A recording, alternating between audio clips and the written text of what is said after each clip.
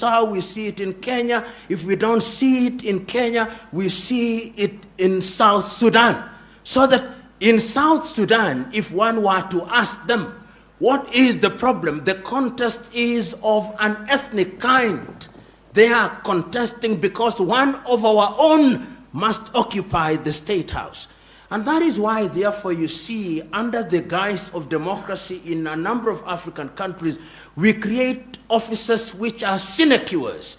You will have a president, you'll have a deputy president, you'll have a second deputy president, you'll have a prime minister, first prime minister, first second prime, all those useless offices which make no sense, because you have to appoint people into those offices and give them a motorcade so that when they go to their villages, they look important.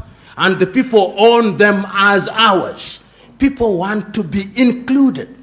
In such a scenario, my verdict is, number one, Africa's long-term salvation demands that we avoid adversarial politics.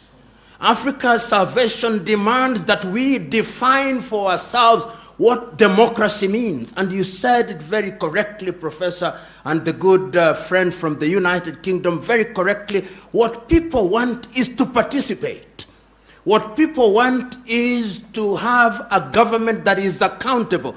Many people in many African countries simply want food on the table. Many people in many African countries simply want to have access to healthcare. Many people simply want good education. Young men and women in Africa simply want opportunities for innovation and invention. And they want a government that creates an environment where that can be achieved. And therefore, in my view, I think that time has come that Africa must define herself. One of the problems that we have in Africa is that we do not define ourselves. And permit me to annoy you. In many African nations today, after every election, whether we like it or not, we have observers.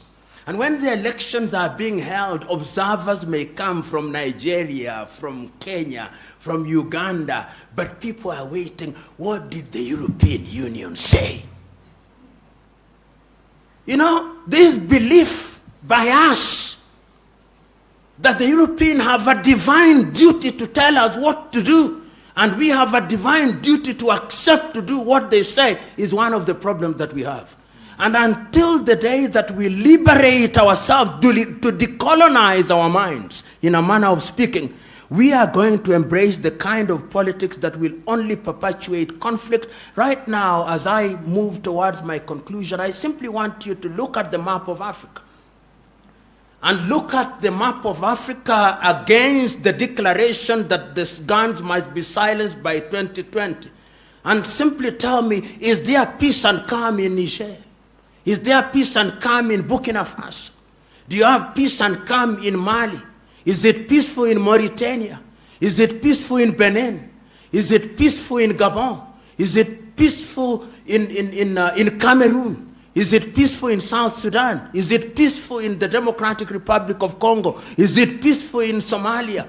You look at the map of Africa and you look at that, and you are being told through declarations that we are going to silence the guns in 2020. It's as if you are being told to go to Kigali, and meanwhile you have engaged a gear taking you to the Democratic Republic